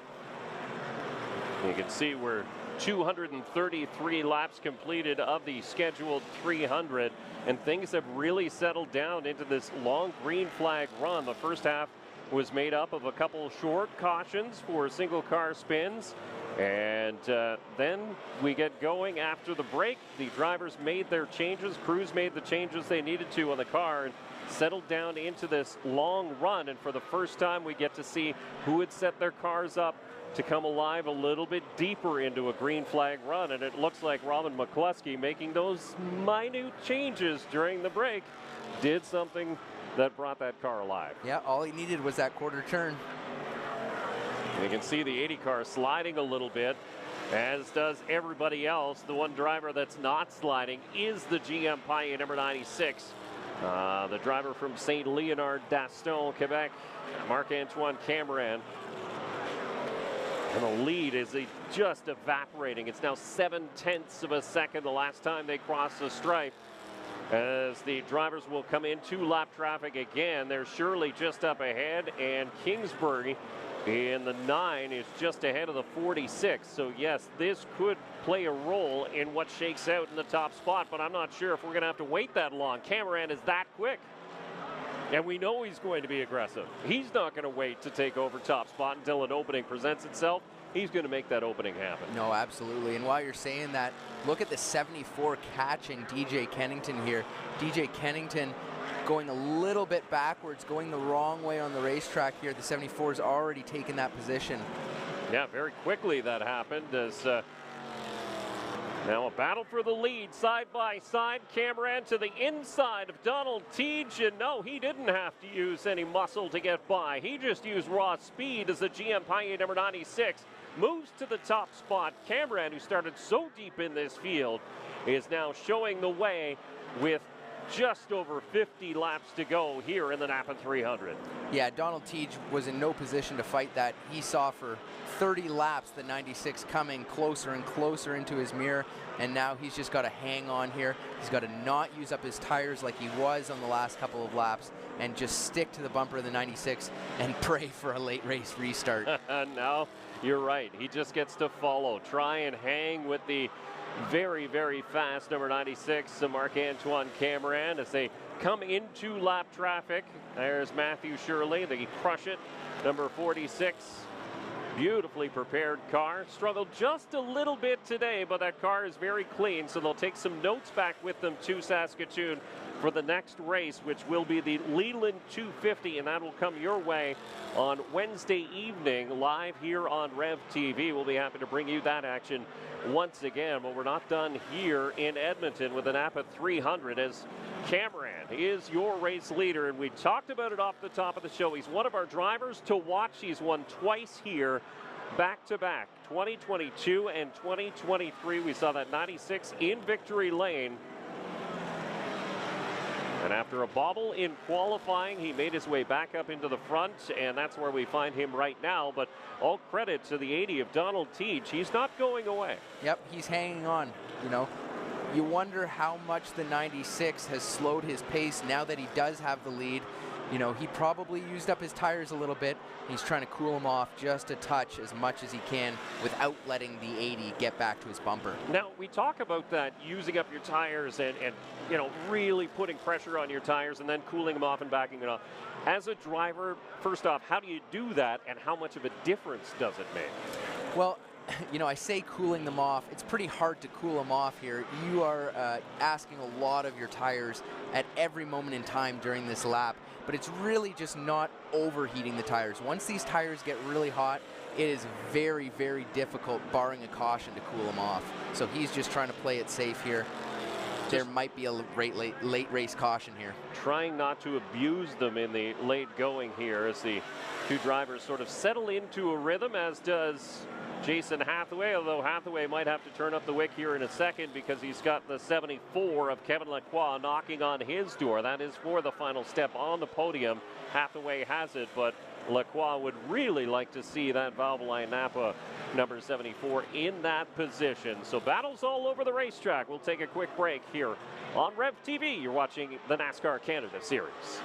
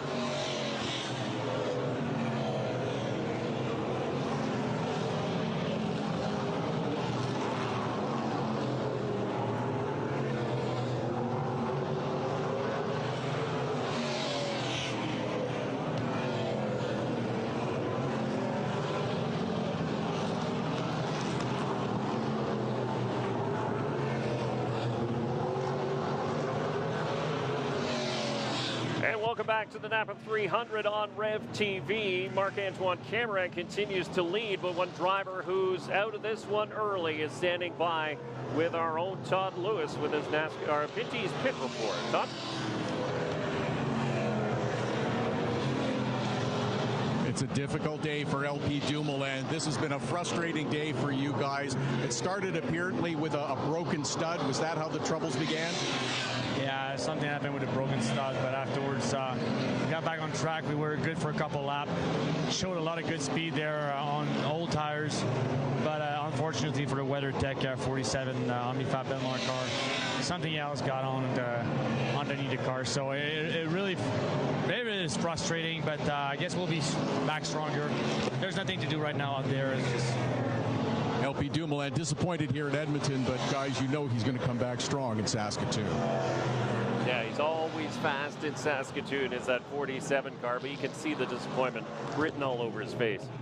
Yeah, and while we're at break there, the teammate to DJ Kennington, the 28 of Ryan Vargas, got around DJ Kennington there and has gapped him a little bit now. Now we should mention too that the 74 of Kevin Lacroix has managed to get around Jason Hathaway, so he has put himself back up into that podium position. There he is, that blue hood. You see the NAPA Racing number 74 going by. The Leland Chevrolet of Jason Hathaway trailing him in fourth spot. There's the gap between the top two, though. Marc-Antoine Cameron has it in the GM Paille number 96. He is your race leader. The Gattawa Construction number 80 of Donald Teach holding down second spot. And it is a way back to the third place driver. It's almost a full straightaway, as a matter of fact, between second place to third place. So this is really a two-car dice now with under 30 laps to go.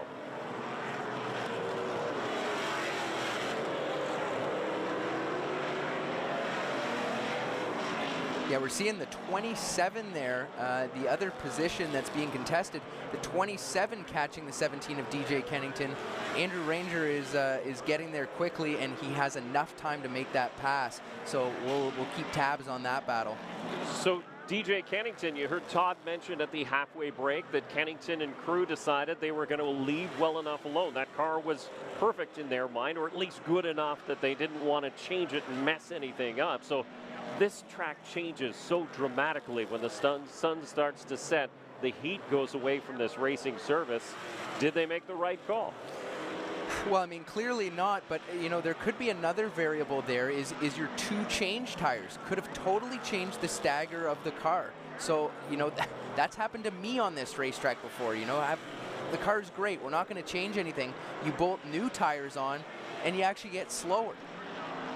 Yeah, it's frustrating when you just don't know, right? You measure them up, you think that this is going to be great. Once they get some heat in them, they grow, and that's what they do, don't they? They change in circumference, they change in size, and then they will change the handling of these race cars. Obviously, two cars that haven't changed that much have been quick all day long. The 96 and the 80, Cameron and Teach. 1.4 seconds is the lead built up between the 96 of Cameron and the 80 of Teach, but Cameron will be coming into some heavy lap traffic, and it's that battle that you mentioned between the 27 of Andrew Ranger and the 28 of Ryan Vargas. That's just ahead of the race leaders.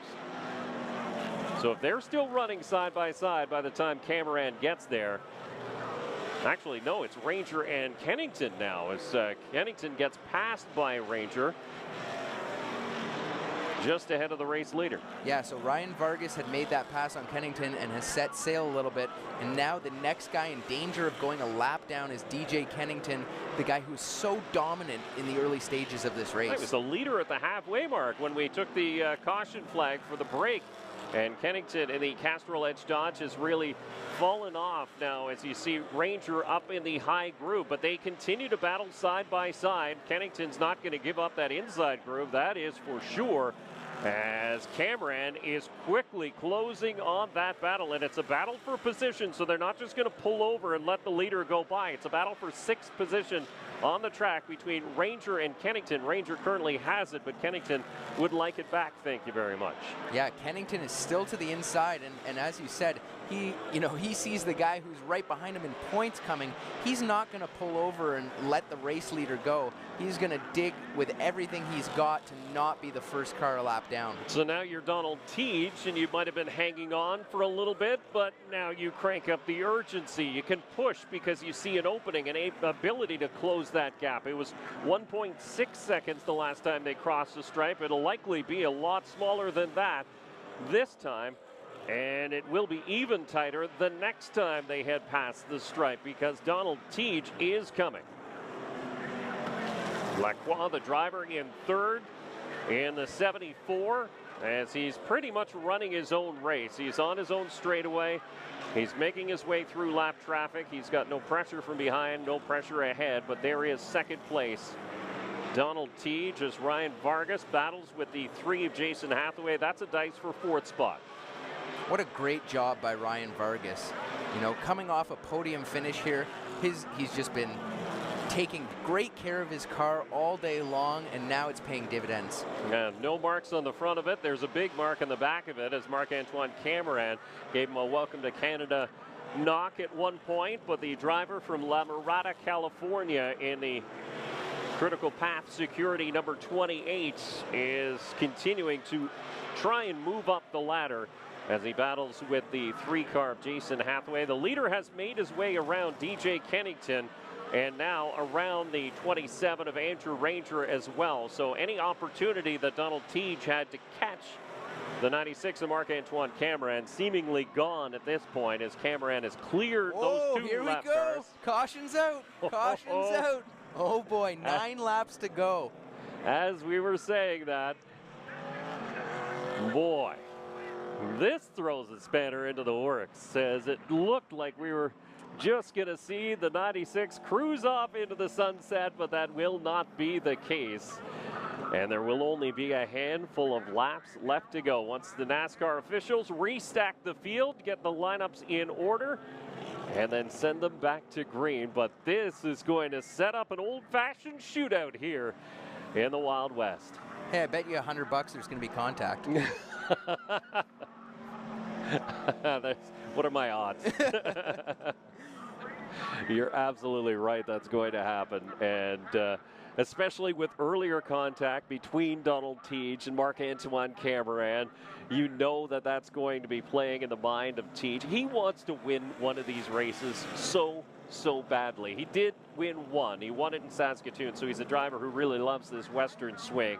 But Teach has been good here today, and he's like, you know what? This is my opportunity. Don't be surprised if you see him just go in on a full send on this restart. So we've got Ranger here lined up for the lucky dog. He's the first car lead lap down. Then DJ behind him. He's going to have to stay a lap down here. Look at the right front Donald Teach there, just caved in.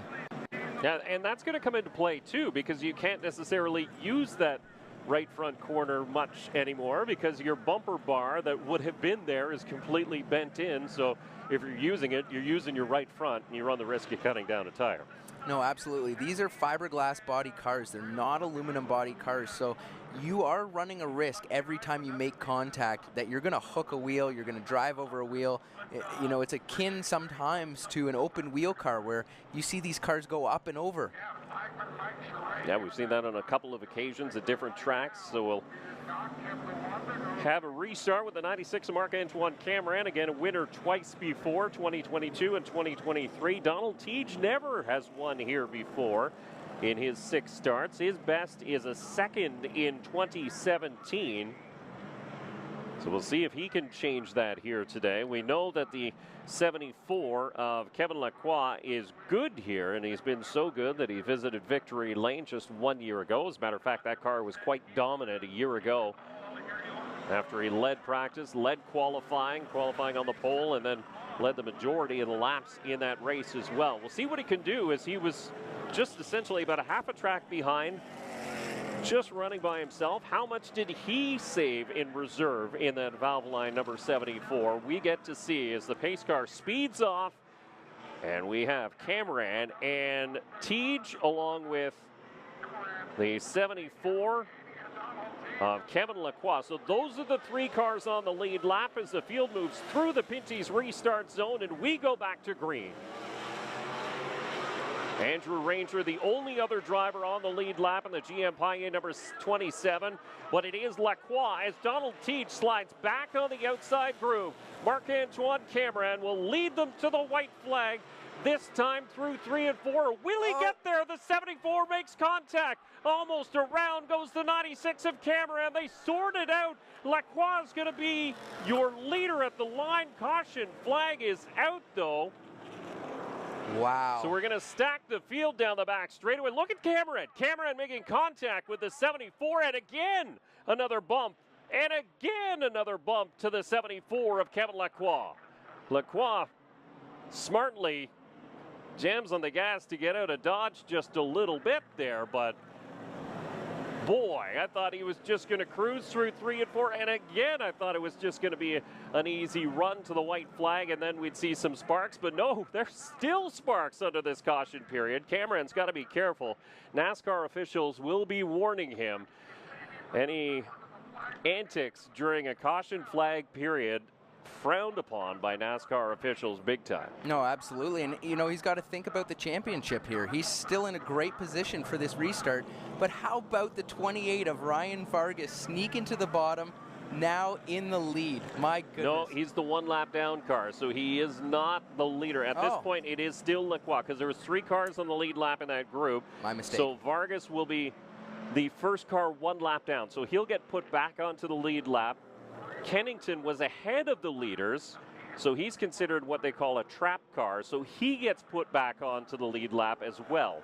So we go from essentially 4 cars on the lead lap to now 6 when we go back to green. Have another look at what happened. Here comes Lacroix.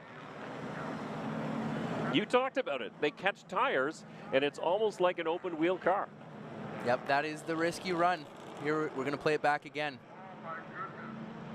A hit, and then he actually straightens out the GM Paille number 96. Marc-Antoine Cameron. You saw everybody scatter in behind. So Donald Teach will restart in 3rd spot. Andrew Ranger will be up alongside in the 2nd row in 4th. But according to our timing and scoring, I believe Marc-Antoine Cameron will be put to the front of this pack for the restart. So at the time the caution came out, and I believe you go back to the last fully completed lap, that he would have been the leader. But look at the damage to the nose of the 96. So all of that, yeah, I mean, a lot of that being done under caution. Yeah, I was going to say. That wasn't part of the initial wreck. That was everything that happened afterwards because the 74 got into the back corner of him. So the damage is on the back end, not the front. The front was all done by Cameron, essentially retaliating during the caution period. Well, I guess you never shook my hand there. That's true. So the 28 will be held on the back straightaway. So he'll drop back to the back of the pack. Will be getting the, I believe, the free pass car at this point. In my estimation, yes, Kingsbury should get the free pass because the Taylor Vargas already. And we're just checking through our timing and scoring. And it shows Vargas currently running in 6th place. Kingsbury in the number 9 in 7th. Hathaway in the 3. Down in 8th spot. And then Matthew Shirley. So Hathaway, I think, really checked up when he saw things happening in front. And I think that's where he lost a lot of his positions, dropping down into 8th position. Because you remember the Leland number 3 was up towards the front of the field not too many laps ago. But, yeah, so now the drivers have to slow that heart rate, compose themselves again, especially if you are the 96 Marc-Antoine Cameron. So it looks like Matthew Kingsbury is going to be the driver who is going to be getting the free pass. And it's showing that Ryan Vargas is already on the lead lap. So he must have been ahead of the leader as the caution came out. So Vargas essentially gets his lap back on merit. Right. And now Kingsbury gets the free pass as part of the caution period. So there you go. So we can tell you 7 cars will be on the lead lap when we go back to green. Will all of that matter in a lap and a half? Probably it will, because we're going to see a green-white checkered finish. And we're going to see it in just a second, too. The pace car is in. The leaders pulling their way into the Pinty's restart zone. It's Cameron and Lacroix as we go back to green to settle it here in the NAPA 300. Contact early now between the 74 as Lacroix moves to the outside. Donald Teach down low. He's got Ranger up alongside him too. But look at Lacroix using the outside groove like nobody has done yet this race. Smart move, just trying to hang there so Teach doesn't get into him. He's going to salvage a good finish here. White flag is up for the 96 of Marc-Antoine Cameron. And actually, that was the checkered. So it was a final dash to the finish, and Cameron will take the win, followed by the number 80 of Donald Teague, and Kevin Lacroix will come home in third spot. All right, ladies and gentlemen, sorry for the What a finish to that one. Confusing at the end, but the 96 of Marc-Antoine Cameron, who is now a 3-time winner here at the Edmonton International Raceway. He's got the damage to the front end, and he's got the checkered flag in his hand as he outduels a final dash to the line in the GM Paille number 96. And now he gets the chance to celebrate. But that's quarter-mile short-track racing, isn't it? No, absolutely. And he certainly had the car to beat. I mean, he marched his way through the field. Again, not a great qualifying effort, but he had the overall car to beat here, and he got it done. Yeah, so Cameron's going to wait down the back straightaway for the officials to set up the victory lane here on the front chute, and that's when our Todd Lewis will get the opportunity to chat with him as they will cross the start-finish line, and that's where they'll park the cars here on the front chute and give the fans an opportunity to cheer on the winners. But the fans catching their breath as well, and the packed house treated to a great show here at Edmonton International Raceway. And the winner of the NAPA 300 is Marc-Antoine Cameron. Looks like he's getting set to maybe do some donuts here on the front chute, but you have to be concerned about the running equipment and make sure everything keeps running, because you have a race in short order. I mean, it's a very quick turnaround for these teams. Yeah, absolutely. And they're going to have a little bit of body work to do there. They're going to have to put a new bumper on it, a new nose on the car, and, you know, they're reset it up for Saskatoon there. So they have their work cut out for them. Yeah, so there is Cameron as he pulls into victory lane. No donuts today, as he'll save the engine for Wednesday night in the Leland 250 at Sutherland Automotive Speedway. But you can see the driver starting to unbuckle inside the GM Paille number 96. You can see Todd Lewis standing by in victory lane as well as he gets set to welcome him out of that car into victory lane. Todd?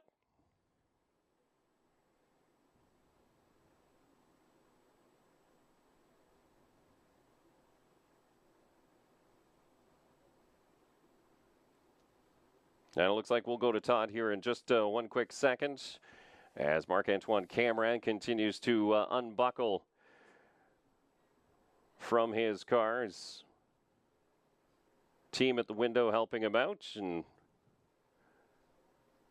we get the victory lane ceremonies and most importantly, the big jump as they come out, and a big congratulations to Marc-Antoine Cameron, as he deserves this one. As you mentioned, class of the field throughout this entire distance, and really showed it at the end, but had to work for it because it almost went badly for him. Absolutely. If that yellow did not come out, he was nowhere. He was a mid-pack finish.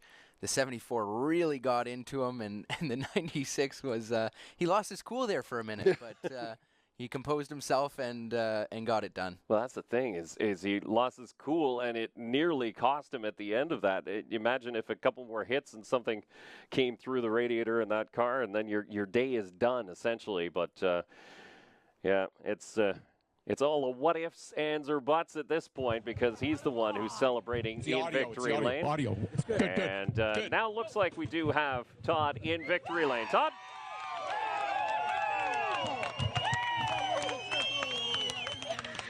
All right, there's Marc-Antoine Cameron climbing out of that 96 car, waving the checkered flag. It's 3 out of 4 here now at Edmonton for Marc-Antoine Cameron with a smile on his face. The car shows the scars of 300 laps plus here at Edmonton. Yeah, I know. That's quite a battle that you had out there to score this victory. Yeah, what a race. I mean, we never give up. We have some high time on qualified P9 out of 10, but car was feeling better than that. So during the race, I managed the race, get stuck on the outside a few times on a restart, but what a race for GM Payet, Chevrolet. I mean, so proud of the guys. We work all race long, so good job. P1 for the GM Payet. There's a little bit of work to do for the next couple of days before we get to Saskatoon. Couple of quick words for your fans en français. Bon, premièrement, une belle course. On a eu de la misère à qualifier 9e sur 10. C'est pas la voiture qu'on est habitué de qualifier, donc on a pris notre temps. On avait une bonne voiture sur une longue séquence, donc un petit peu de brasse camarade avec le 74 à la fin. On était capable de ramener la voiture GM Payet en avant ce soir. Merci. Marc-Antoine Cameron is your winner here in Edmonton. Big smiles from Marc-Antoine Cameron, and he's going to take over the points lead with that win, most importantly, as well as DJ Kennington faded towards the tail end of that race. But as the crew starts their celebrations in victory lane, we'll take a quick break here from Edmonton International Raceway. Big congratulations to Marc-Antoine Cameron.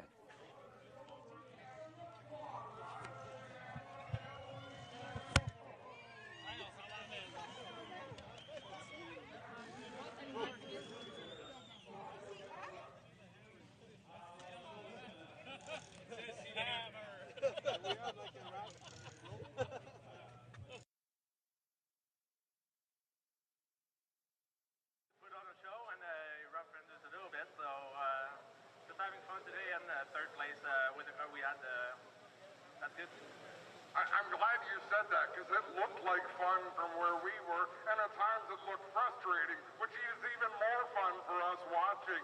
How hard is it to keep your cool inside the car?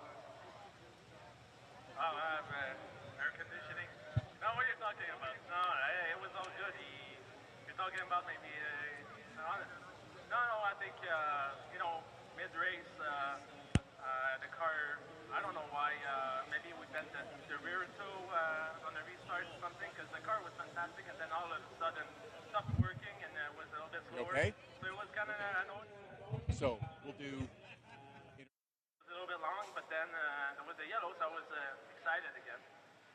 It was a good show. How about our race fans? Kevin Lacroix put on a great show, came home third.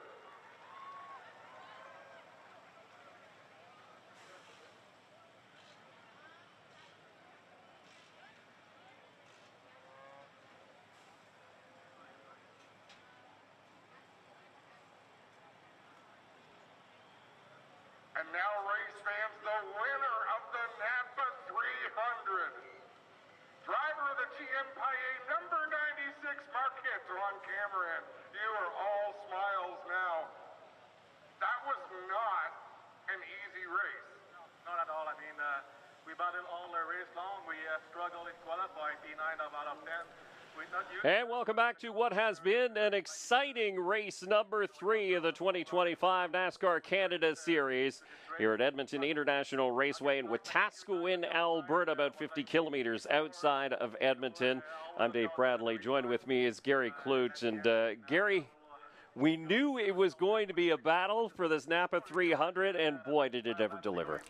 Yeah, I mean, one of the best races in my memory at this track. What a dynamite race. Great group of cars here, and great race for the fans. Yeah, and there you take a look at the finishing order. Andrew Ranger coming home with a solid 4th place finish. DJ Kennington, as we mentioned, had led at the halfway mark. He faded back just a little bit in 5th. He was your points leader coming into this one. Yeah, but he salvaged some good points. You know, the wheels can really fall off when your car's going backwards like that, but he did a bang-up job bringing it home P5. And you know what? They'll do some work on that car, and they will bring it back strong once again at our next stop at Sutherland Automotive Speedway in Saskatoon. So we're looking forward to that. But you can see the big winner, Marc-Antoine Cameron, smiles in that picture. He was smiles on the podium as well.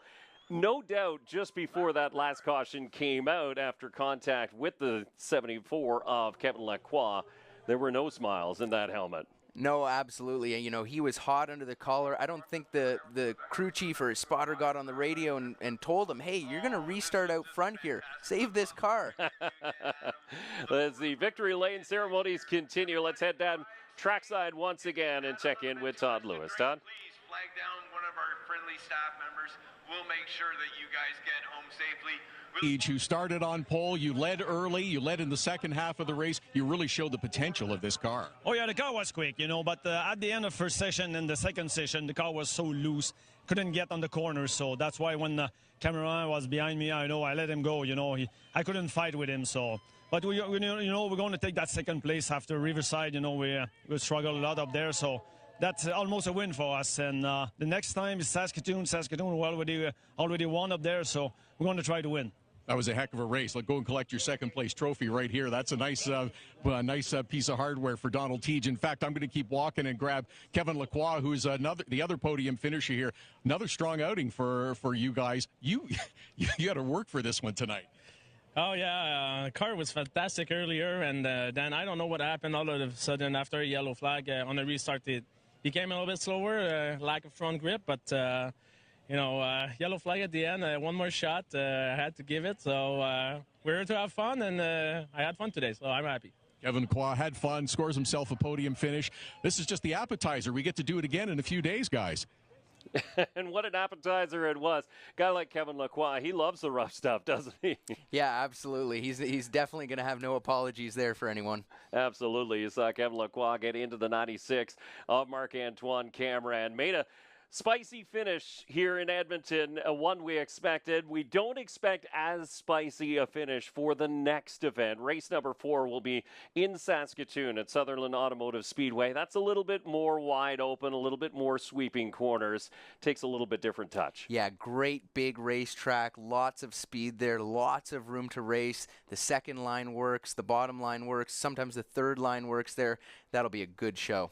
And we shake up the points a little bit, too. There is going to be a change at the top of the point standings based on Marc-Antoine Cameron finishing top of the box, and then the 17 of DJ Kennington falling back inside the top 5. So not a dramatic change, but every point counts. Yeah, he's going to have to go to work, and he's going to really, really need to work hard and get a good finish there if he wants to keep his championship hopes alive. So for the crews on this western swing, what's their next step? You essentially find a hotel parking lot and you start to go to work on your car. Certainly. We've worked on the cars in the hotel parking lots before, and if you've got a good relationship, you can find a good shop to work in. But this crew, the work will come a little bit easier as they continue to celebrate their win here in the NAPA 300. Marc-Antoine Cameron coming out victorious here at Edmonton International Raceway. For Todd Lewis and Gary Klutz, I'm Dave Bradley. Thanks very much for watching. You've been watching the NASCAR Canada Series live on Rev TV.